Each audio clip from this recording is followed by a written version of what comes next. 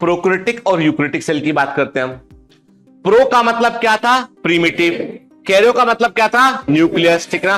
Prokaryotic cell में primitive type का nucleus होता है, और प्रिमिटिव टाइप के न्यूक्लियस का मतलब क्या बेटा? कि न्यूक्लियस में न्यूक्लियर मेम्ब्रेन नहीं होगी, डीएनए में हिस्टोन प्रोटीन नहीं होगा, ठीक है ना। और डीएनए में हिस्टोन प्रोटीन नहीं होगा तो ऐसे सर्कुलर डीएनए को हम क्या बोलेंगे? न्यूक्लियोइड बोलेंगे, जीनोफोर बोलेंगे, बैक्टीरियल क्रोमोसोम बोलेंगे उसको हम, ठीक है बेटा, है ना। और डीएनए के साथ में हिस्टोन प्रोटीन होगा तो क्रोमेटिन बनेगा, और क्रोमेटिन कंडेंस होगा तो क्या बनेगा? क्रोमोसोम बनेगा। सबको बराबर बात समझ में आ रही ना बेटा? डीएनए प्लस हिस्टोन क्रोमेटिन बोलेंगे, क्रोमेटिन कंडेंस होगा तो क्रोमोसोम बनेगा, ठीक है ना। फिर मैंने बताया था आपको सिंगल इनवेलप सिस्टम का मतलब एक अकेली membrane, cell membrane prokaryotic cell में होती है। इंटरनल कंपार्टमेंटलाइजेशन या हम बोलते हैं इंट्रासेलुलर कंपार्टमेंटलाइजेशन प्रोकैरियोटिक सेल में नहीं होता है। प्रोकैरियोटिक सेल में कोई भी ऐसा सेल ऑर्गेनेल नहीं होता है जो मेम्ब्रेन से घिरा हो। प्रोकैरियोटिक सेल और यूकैरियोटिक सेल के बीच में एकमात्र कॉमन सेल ऑर्गेनेल जो होता है वो होता है राइबोसोम। राइबोसोम मेम्ब्रेन बाउंड नहीं होता है। क्लियर? तो ये सब बातें हम ऑलरेडी कल की क्लास में कर चुके थे बेटा हम, ठीक है ना। तो अब कुछ बातें हम रिकॉल करते हैं, याद रखते हैं, ठीक है। जरूरत पड़े नोट कर लीजिएगा। प्रोकैरियोटिक मतलब organism in which nuclear material is not bounded by definite nuclear membrane are called prokaryotic. ऐसे सभी ऑर्गेनिज्म जिनमें की नाभिकीय पदार्थ या न्यूक्लियर मटेरियल जो है वो एक डेफिनेट न्यूक्लियर मेम्ब्रेन से नहीं घिरा होता, उसे हम प्रोकैरियोटिक कहते हैं। और इसमें शामिल क्या क्या शामिल इसमें होते हैं? अब प्रोकैरियोटिक में क्या शामिल है? Bacteria, blue green algae, bracket में लिखेंगे साइनोबैक्टीरिया। ब्लू ग्रीन एल्गी आज कहलाती है साइनोबैक्टीरिया, और आर्कीबैक्टीरिया प्रिमिटिव बैक्टीरिया होते हैं। आर्कीबैक्टीरिया क्या होते हैं? प्रिमिटिव बैक्टीरिया होते हैं बेटा, ठीक है। आर्कीबैक्टीरिया क्या होते हैं? ये प्रिमिटिव बैक्टीरिया होते हैं, ठीक है। और ये सभी किसमें आते हैं? मतलब आर्कीबैक्टीरिया हो गया बेटा, ब्लू ग्रीन एल्गी, साइनोबैक्टीरिया हो गए, और साथ में क्या हो गया बेटा? नॉर्मल बैक्टीरिया या यू बैक्टीरिया हो गए। सब किसमें आते? किंगडम मोनेरा में आते। तो मतलब एक ऐसा किंगडम जिसमें सभी प्रोकैरियोटिक को रखा गया, वो क्या? वो है kingdom Monera, that is the kingdom Monera, ठीक है। क्लियर? डेफिनिट का मतलब एक निश्चित, सुनिश्चित, ठीक है ना, साफ साफ स्पष्ट दिखाई देने वाली, ठीक है। डेफिनिट का मतलब है स्पष्ट दिखाई देने वाली, ठीक है। सुस्पष्ट वर्ड है हिंदी इसका, ठीक है बेटा, ठीक। जैसे हम देखें, अब कुछ चीजों पर ध्यान देना बेटा। पे जैसे यहां पे एक वर्ड आता है न्यूक्लियोइड, तो न्यूक्लियोइड वर्ड का संबंध प्रोकैरियोटिक सेल से होता है। Circular double standard circular DNA जब कंडेंस होता है, डबल स्टैंडर्ड सर्कुलर डीएनए जब कंडेंस होता है तो उसे हम न्यूक्लियोइड कहते हैं, ठीक है ना। फिर प्रोकैरियोटिक सेल का साइटोप्लाज्म होता है ग्रेनुलर। प्रोकैरियोटिक सेल का साइटोप्लाज्म होता है ग्रेनुलर, उसमें राइबोसोम पाए जाते हैं, और ये राइबोसोम होते हैं 70S टाइप के। अब आप सोचोगे कि सर 70S का मतलब क्या है, तो अभी बस दिमाग में रखो इसको। जब हम बेटा आगे बात करेंगे ना कि स्वेडबर्ग यूनिट क्या होता है, सेडिमेंटेशन कोएफिशिएंट क्या होता है, जब राइबोसोम पढ़ेंगे तब बात करेंगे। अभी इतना समझते हैं कि प्रोकैरियोटिक और यूकैरियोटिक के राइबोसोम में थोड़ा साइज का फर्क है, ठीक है ना। 70S के होते हैं प्रोकैरियोटिक के राइबोसोम, और 80S के होते हैं यूकैरियोटिक के राइबोसोम। लेकिन माइटोकॉन्ड्रिया और क्लोरोप्लास्ट के राइबोसोम भी 70S होते हैं। माइटोकॉन्ड्रिया और क्लोरोप्लास्ट जो होते हैं उनके राइबोसोम भी कैसे होते हैं? 70S टाइप के होते हैं। मतलब कहीं ना कहीं वो बैक्टीरिया से जुड़े हुए हैं, कहीं ना कहीं कोई कनेक्शन तो है उनका बैक्टीरिया से। इस पर भी हम आगे बात करेंगे, ठीक है ना। मतलब क्या कारण है कि बैक्टीरिया के राइबोसोम 70S है? क्या कारण है क्लोरोप्लास्ट और माइटोकॉन्ड्रिया के राइबोसोम भी 70S है? क्यों ऐसा है? मतलब क्या कारण है कि बैक्टीरिया में सर्कुलर डीएनए है और क्लोरोप्लास्ट माइटोकॉन्ड्रिया में भी सर्कुलर डीएनए है? मतलब ये कहीं ना कहीं बैक्टीरिया के साथ में जुड़े हुए हैं, ठीक है ना। और यहां पे पिक्चर में आती है एंडोसिम्बायोटिक थ्योरी। जब हम पढ़ेंगे इसको तब बात करेंगे। अभी मैंने क्या कहा? अभी मैंने आपसे कहा कि आप यहां पे देख रहे हैं न्यूक्लियोइड, साइटोप्लाज्म दिखाई पड़ रहा है। साइटोप्लाज्म में साफ साफ आपको न्यूक्लियर मटेरियल दिखाई पड़ रहा है बेटा। मतलब अलग से कोई न्यूक्लियोप्लाज्म या साइटोप्लाज्म वर्ड का आप यूज यहां पे नहीं कर सकते हैं। यहां पर आप प्रोटोप्लाज्म को, साइटोप्लाज्म को सिनोनिम के तौर पे आप यूज कर सकते हैं, ठीक है। बाहर सेल वॉल दिखाई पड़ रहा है, कैप्सूल लेयर। अब एक एक लेयर क्या होती है, कैप्सूल लेयर क्या होती है, इस पे हम बात आगे करेंगे बेटा, ठीक है ना। ठीक, अंदर झांक के देखा हमें न्यूक्लियोइड दिखाई पड़ रहा है। तो न्यूक्लियोइड वर्ड याद रखना बेटा, कंफ्यूज मत करना है इसको, ठीक है, न्यूक्लियस से, ठीक है। यूकैरियोटिक सेल क्या है बेटा? ऐसी सेल जिसमें कि आपको डेफिनेट न्यूक्लियर मेम्ब्रेन देखने मिलेगी आपको, ठीक है। और इनमें आपको अब यूकैरियोटिक के कुछ फीचर सामने आ गए। मतलब इनमें आपको इंट्रा सेलुलर कंपार्टमेंटलाइजेशन देखने मिलेगा। अंतःकोशीय खंड देखने मिलेंगे। इंट्रासेलुलर कंपार्टमेंटलाइजेशन का मतलब क्या होता है कि सेल के अंदर आपको कई सारे ऐसे सेल ऑर्गेनेल्स दिखाई देंगे विच हैव द मेम्ब्रेन, जिनमें की मेम्ब्रेन्स होती है। माइटोकॉन्ड्रिया, क्लोरोप्लास्ट के गोल्जी बॉडी, सब में आपको मेम्ब्रेन जो है वो देखने मिलेगी। यूकैरियोटिक को हम 5 किंगडम सिस्टम ऑफ क्लासिफिकेशन के अकॉर्डिंग यूकैरियोटिक को हम 4 किंगडम में रखते हैं। किस किस में बेटा? Protista, Plantae, fungi and Animalia. Clear? अब इसको यदि देखें तो बताइए मेरे को कि ये एनिमल सेल है या प्लांट सेल है? किसके आधार पे आपने बोला कि एनिमल सेल है? क्या ऐसा है? एक तो तुमने कहा कि इसमें दिखाई पड़ रहा है हमको सेंट्रियोल, ठीक है, और क्या दिखाई पड़ रहा है बेटा? आपने क्या देखा? हमने कहा यहाँ पे हमको दिखाई पड़ रहा है बेटा, जो सबसे इंपॉर्टेंट ऑब्जर्वेशन ये है कि आपको सेंट्रियोल दिखाई पड़ रहा है, आपको इसमें क्लोरोप्लास्ट कहीं पर भी नहीं दिखाई पड़ रहा है, सेल वॉल नहीं दिखाई पड़ रहा है। आउटर मोस्ट बाउंड्री क्या दिखाई पड़ रही है आपको? सेल मेम्ब्रेन इसकी आउटर मोस्ट बाउंड्री के रूप में आपको दिखाई दे रही है बेटा, ठीक है ना। आउटर मोस्ट बाउंड्री क्या है इसकी? सेल मेम्ब्रेन है, ठीक है ना। बिल्कुल बेसिक बात करें, जिसको हम क्या बोल रहे हैं? Plasma membrane outer most boundary के रूप में हमको दिखाई पड़ रहा है, ठीक है ना। क्लियर? अब यहाँ पे जो टर्मिनोलॉजी लिखी है इस इमेज के अंदर, जो क्रोमेटिन, क्रोमेटिन मतलब तो डीएनए प्लस हिस्टोन प्रोटीन, ठीक है ना। क्रोमोसोम के अंदर नॉन हिस्टोन भी शामिल हो जाते हैं पैकिंग करने के लिए, ठीक है ना। तो क्रोमेटिन क्या है बेटा? डीएनए प्लस हिस्टोन प्रोटीन हो गया, ठीक है। क्लियर? तो वो देखा था हमने एनिमल। प्लांट सेल होती तो क्या होता? उसमें हमको क्लोरोप्लास्ट देखने मिलता, सेंट्रल वैक्यूल देखने मिलता, उसमें हमको सेल वॉल भी देखने मिलती बेटा, और सेंट्रोसोम या सेंट्रोल उसके अंदर नहीं होता, ठीक है। प्रोकैरियोटिक और यूकैरियोटिक जो है कई प्रकार से अलग अलग होते हैं बेटा, फंडामेंटली अलग अलग होते हैं, और टर्म अब एनसीईआरटी में नहीं है, पर हम कन्वेंशनली चूंकि कोई बड़ी इंपॉर्टेंट चीज है इसलिए टर्म लिख लेते हैं कि किसने दिया था, ठीक है। ठीक है, एग्जाम में आएगा नहीं आएगा कहना बहुत मुश्किल है, लेकिन ये कि पता होना चाहिए हमको। प्रोकैरियोटिक यूकैरियोटिक टर्म डॉट्री ने दिया, मीजोकैरियोटिक टर्म को देने वाले डॉस थे। मीजोकैरियोटिक का मतलब एक ऐसी अवस्था, इवोल्यूशन के दौरान एक ऐसी अवस्था, एक ऐसी स्टेज जहां पर न्यूक्लियर मेम्ब्रेन तो बन चुकी है पर डीएनए में हिस्टोन प्रोटीन नहीं है।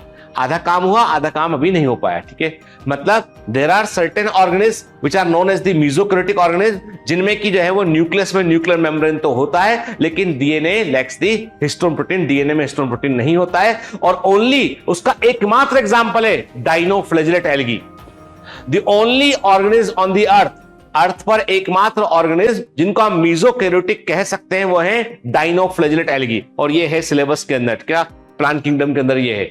डाइनोफ्लैजेलेट एल्गी जो है वो मीजोकैरियोटिक होते हैं बेटा, है ना। इनमें न्यूक्लियस में न्यूक्लियर मेम्ब्रेन होती है लेकिन डीएनए में हिस्टोन प्रोटीन नहीं होता है। क्लियर? हाँ, तो बेटा प्रोटिस्टा की तो बात, तो ये तो मीजोकैरियोटिक है ना बेटा, प्रोटिस्टा तो अपना यूकैरियोटिक हो गया डेफिनेटली। प्रोटिस्टा तुम बोलोगे तो यूकैरियोटिक में चला गया वो, अभी यूकैरियोटिक की बात ही नहीं हो रही है। जब हम पढ़ेंगे बेटा प्लांट किंगडम तो बताऊंगा आपको कि कई जगह पे क्राइटेरिया कंफ्यूजिंग है। सबसे अधिक कंफ्यूजिंग कोई यदि किंगडम है तो वो प्रोटिस्टा है ना।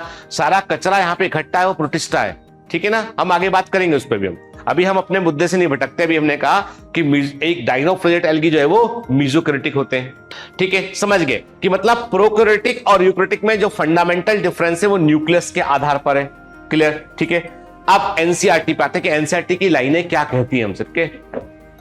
The prokaryotic cell are represented by, अब देखो ध्यान से बात सुनिए एक चीज के, प्रोकैरियोटिक सेल में वो क्या क्या शामिल कर रहे हैं? बैक्टीरिया, ब्लू ग्रीन एल्गी बोले तो साइनोबैक्टीरिया, माइकोप्लाज्मा और पीपीएलओ। एक्चुअली में माइकोप्लाज्मा और पीपीएलओ एक ही चीज है।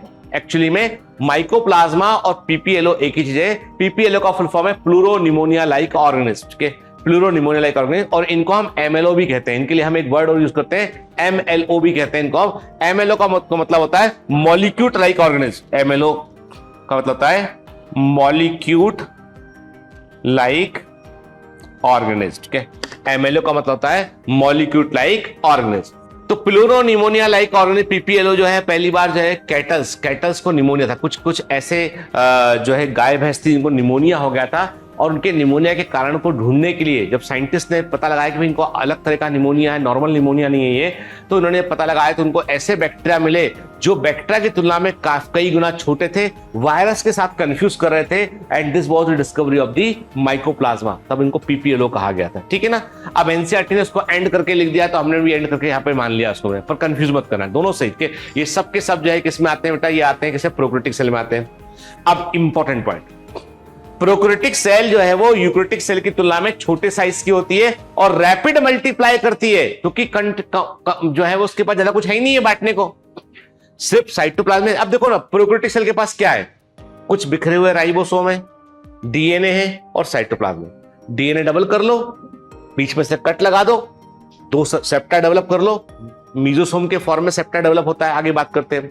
मतलब ये है कि जब तुम्हारे पास बांटने कुछ है ही नहीं है, अब मान लो देखो दो भाई हैं, झगड़ा कर रहे हैं, है ना, है क्या, 2 कमरे, एक ने एक बांट ले, एक ने एक बांट ले, काम खत्म। 2 भाई है, मिलियंस ऑफ डॉलर की संपत्ति है, ओ दो अंबानी भाई, मुकेश अंबानी, अनिल अंबानी, मान लिया अपन ने, इतना संपत्ति कि ये समझ नहीं आ रहा कि किधर से कैसे बांटे आ रहे। तो 2 कोर्ट में भी मामला, सब जगह मामला, सब तमाम लोग, उसके बाद में ये भाई 15 फैक्ट्री तेरी, 20 फैक्ट्री मेरी, ये घर इतने तेरे, वो लंबा प्रोसीजर है वो। और 2 कमरे वाले क्या, आज से तेरा, ये कमरा तेरा, आज से अपन तो भाई बहन से बांट लेते कि कमरे का ये हिस्सा तेरा, ये मेरा, ठीक है, जितना छोटा उतना जल्दी काम हो गया अपना। तो सेल को भी डिवाइड करना तो वही फंडा उसके बीच में। तो वो जो बोल रहे हैं कि ये जल्दी डिवाइड करते, कोई रॉकेट साइंस थोड़ी ना है, कुछ है ही नहीं हमारे पास डिवाइड करने के लिए, तो रैपिडली मल्टीप्लाई कर गया यूक्रेटिक सेल की तुलना में, ठीक है। फिर शेप ग्रेटली वेरी करता है, ठीक है। अब यहां पर क्वेश्चन बनता है बेटा, ठीक है, देखो ये हम देख रहे हैं एस्चेरिचिया कोलाई बैक्टीरिया। अब ध्यान से बात सुना, एस्चेरिचिया कोलाई बैक्टीरिया जो होता है, इसकी पूरी सरफेस पर हमको फ्लैजिला देखने मिलते हैं। पूरी सरफेस है फ्लैजिला हमको देखने मिलेंगे यहाँ पे हमको, ठीक है, पूरी सरफेस पे फ्लैजिला देखने मिलेंगे। तो ये होता है पेरिट्राइकस, ठीक है, क्या होता है, पेरिट्राइकस बैक्टीरिया, राइट, नोट करते आते हैं हम, ठीक है ना। एस्चेरिचिया कोलाई बड़ा एग्जाम में पूछा जाने वाला bacteria. Escherichia coli bacteria rod shape का होता है, छड़ की आकृति का होता है, रॉड शेप का होता है, रॉड शेप का होता है, एस्चेरिचिया कोलाई रॉड शेप का होता है। Flagella present all over the cell, flagella पूरी सेल पर पाए जाते हैं, फ्लैजिला पूरी सेल पर पाए जाते हैं, flagella present all over the cell. क्या बोलते हैं कंडीशन को बेटा, पेरिट्राइकस, कंडीशन को बोलते हैं हम पेरिट्राइकस। ट्राइका वर्ड का मतलब होता है हेयर लाइक, टर्मिनोलॉजी, ट्राइका मतलब हेयर लाइक, ठीक है, ट्राइका मतलब हेयर लाइक, टर्मिनोलॉजी याद रखना बेटा, ठीक है ना। तो पूरी बॉडी पे है, पूरी पेरिफेरी में सब तरफ है, तो पेरिट्राइकस बोला इसको हमने, ठीक है। चलिए, है ना, ये हम देख रहे हैं ब्लू ग्रीन एल्गी देख रहे हैं हम, साइनोबैक्टीरिया देख रहे हैं हम, ठीक है। जब हम पढ़ेंगे आगे बेटा एल्गी पढ़ेंगे तब हम उस पर बात करेंगे। तो अभी हमने क्या कहा, हमने कहा कि ये वो सारे ऑर्गेनिज्म जो बता रहे थे उस पर हम बात कर रहे हैं बेटा, ठीक है। एंड हम देख रहे हैं ये हमको दिखाई पड़ रहे हैं बेटा स्फेरिकल शेप के हमको बैक्टीरिया दिखाई पड़ रहे हैं। मतलब ये है कि बैक्टीरिया जो है, जो मोनोरेंस हैं, वे वैरायटी ऑफ शेप के वो हो सकते हैं, ठीक है ना। रैपिड मल्टीप्लाई करते हैं, और रैपिड मल्टीप्लाई इसलिए करते हैं क्योंकि ये बाइनरी फिशन करते हैं, सिंपल 2 हिस्सों में बढ़ जाते हैं। डिवाइड, डीएनए डबल किया 2 हिस्सों में बढ़ गए, डीएनए डबल किया 2 हिस्सों में बढ़ गए, सिंपल बाइनरी फिशन करते हैं। इसलिए दूध से जब दही को जमाते हो, तो जब कर्ड बनाते हैं ना, तो उसमें इनोकुलम डालते हैं। ये सब सिलेबस में है जितनी बातें कह रहा हूं। दूध से दही जमाते हैं ना, तो 1 चम्मच दही को हमने दूध में डाला और घुमा दिया हमने, तो वो 1 चम्मच दही में क्या होता है, मिलियंस ऑफ लैक्टोबैसिलस बैक्टीरिया होते हैं, एलएबी बोलते हैं, लैक्टिक एसिड बैसिलाई होते हैं, लैक्टिक एसिड बैसिलाई होते हैं, लैक्टोबैसिलस होते हैं उसके अंदर, जो रैपिडली मल्टीप्लाई करते हैं और कुछ घंटों के अंदर वो पूरा का पूरा जो दही होता है ना, एक्चुअली कर्ड होता है, curd is a bacterial culture. Curd जो होता है, दही जो होता है, वो कुछ नहीं, वो सिर्फ बैक्टीरिया से भरा होता है, उसमें सिर्फ बैक्टीरिया होते हैं, उसमें गुड बैक्टीरिया। आप बोलोगे सर हम तो दही खाते हैं, आप तो हमको सब बोल रहे हो बैक्टीरिया खा रहे हैं। अरे आपके शरीर में, आपको सच कह रहा हूं, आपके शरीर में जो है वो आपके बॉडी के टोटल सेल्स में 30% सेल्स सिर्फ बैक्टीरिया हैं। आप 30% तो बैक्टीरिया हो, दिस इज फैक्ट। 30% तक आप बैक्टीरिया हैं, आप हर तरफ फैले हुए हैं वो गुड बैक्टीरिया। हम बीमार कब पड़ते हैं, जब गुड बैक्टीरिया को हटा के वहां पे बैड बैक्टीरिया ग्रो करते हैं, तो हम बीमार पड़ते हैं। जितने भी लोग जिनकी जो अधिक उम्र तक जीते हैं, हेल्दी रहते हैं ना, उनसे पूछा गया डाइट की, भाई तुम्हारे डाइट में क्या इंपॉर्टेंट था, तो इंपॉर्टेंट था कि वो हर दिन 1 कटोरी दही खाया करते थे। कर्ड जो होता है, इट्स ए प्रोबायोटिक, मेडिसिन में के रूप में इसका उपयोग करते हैं, उसी से निकाल कर बैक्टीरिया जो दवाओं में देते हैं। आज यदि लूज मोशन हो जाते हैं, तकलीफ होती है कुछ पेट की, तो प्रोबायोटिक इस्तेमाल किए जाते हैं, वो सब दही से आते हैं, ठीक है ना। और बैक्टीरिया की टेंडेंसी वो रैपिड मल्टीप्लाई, और रैपिड मल्टीप्लाई इसलिए कर पाते हैं वो क्योंकि वो बाइनरी फिशन करते हैं। सिंपल सा काम ये कि उन्होंने अपनी सेल को इलोंगेट किया, डीएनए को रेप्लिकेट किया, मेम्ब्रेन को दो हिस्सों में बांट लिया। अब गौर से देखो, मेम्ब्रेन को जब दो हिस्सों में बांटा तो अंदर की तरफ कुछ उभार निकले, यहां पे निकले, ठीक है। यानी जब जो सेल को दो हिस्सों में बांटा था, अंदर की ओर कुछ उभार निकले, मतलब मेम्ब्रेन ने अंदर की तरफ एक्सटेंशन बनाया उसने और फ्यूज कर गए। और ये जो उभार होते हैं ना, ये बेसिकली सेंट्रल मीजोसोम होते हैं, ये होते हैं मीजोसोम, ठीक है, इनको ही बोलते हैं। मतलब सेल मेम्ब्रेन के अंदर की ओर उभार जो बैक्टीरिया में, सेल मेम्ब्रेन के इनवर्ट प्रोजेक्शन जो अंदर की ओर दिखाई पड़ते हैं, वो मीजोसोम होते हैं। कई तरह के होते हैं, रेस्पिरेशन में हेल्प करते हैं, ये सेल डिवाइड करने में हेल्प करते हैं। और मीजोसोम के बारे में काफी कुछ लिखा हुआ है एनसीईआरटी में, ठीक है ना, इंपॉर्टेंट हिस्सा है। क्लियर? बैक्टीरिया को जब हम लेबोरेटरी में ग्रो करते हैं ना, कल्चर मीडियम के अंदर, तो बैक्टीरिया की ग्रोथ करने पे जो ग्रुप बनता है उसे हम कॉलोनी कहते हैं। पहली बार रॉबर्ट कोच ने कॉलोनी वर्ड का इस्तेमाल किया था। फर्स्ट टाइम रॉबर्ट कोच ने कॉलोनी वर्ड का इस्तेमाल किया। रॉबर्ट कोच ने अगार नाम के मीडियम का इस्तेमाल किया बैक्टीरियल कल्चर के लिए। और आपको पता है अगार किससे मिलता है? एल्गी से मिलता है। किससे मिलता है? एल्गी से। रेड एल्गी से हमको अगार मिलता है। एवरीथिंग, यदि मैं चैप्टर के कॉन्टेक्स्ट से हटकर कोई एक एक्स्ट्रा चीज आपको बता रहा हूं ना, दैट मींस वो क्वेश्चन है एग्जाम का, वो एग्जाम में आया हुआ क्वेश्चन है। तो रॉबर्ट कोच ने पहली बार कॉलोनी वर्ड का इस्तेमाल किया, उन्होंने अगार का इस्तेमाल कल्चर मीडियम के रूप में किया, ठीक है ना। तो कॉलोनी मतलब होता है bacterial growth in a culture medium. Bacterial growth in a culture medium, एक कल्चर मीडियम में बैक्टीरियल ग्रोथ के लिए हम कॉलोनी वर्ड का यूज करते हैं, ठीक है ना। क्लियर? अब एनसीईआरटी कुछ जगह पर जो है वो मैच दी कॉलम के लिए ऐसा उल्टा सिल्टा खेल करती है। कहीं साइज कुछ लिखा था 3 से 5 माइक्रोमीटर, याद करो थ्योरी में, इमेज में कुछ और लिखा है, ठीक है। क्लियर? अब आपको ये इमेज के साइज, एक टिपिकल यूकैरियोटिक सेल जो है उसका साइज कितना है? 10 से 20 माइक्रोमीटर। 1 माइक्रोमीटर बोले तो 10⁻⁻6 मीटर, ठीक है। टिपिकल बैक्टीरिया का साइज 3 से 5 देखा था वहां पे हमने, यहां पे क्या लिखा है? 1 से 2 लिखा है। वहां पे हमने माइक्रोप्लाज्मा का साइज क्या देखा था? 0.3 माइक्रोमीटर देखा था, यहां पे क्या लिखा है? 0.1 लिखा है। 10 गुने का अंतर मेंटेन रखा उन्होंने, पर यहां चेंज कर दिया, ठीक है ना। फिर वायरसेस का साइज क्या है बेटा यहाँ पे? आप देखो पीपीएल, इसका मतलब ये कि या तो देखो सिंपल सी बात, वहां माइक्रोप्लाज्मा लिखा था, यहां पीपीएलओ लिखा है इसने। मैं कह रहा हूं टेक्निकली, क्यों टेक्निकली आपको बता रहा हूं मैं, क्योंकि कारण ये कि आप मेडिकल कॉलेज पहुंचेंगे और ये बिल्कुल बेसिक्स है वहां के, तो आप गलत इंफॉर्मेशन दिमाग में ना हो। लेकिन एनसीईआरटी ने माइक्रोप्लाज्मा का साइज रखा है 0.3 माइक्रोमीटर। सुनिए ध्यान से बात। पीपीएलओ का रखा है उसने 0.1 माइक्रोमीटर। दोनों को उसने अलग अलग भी लिखा हुआ है। क्लियर?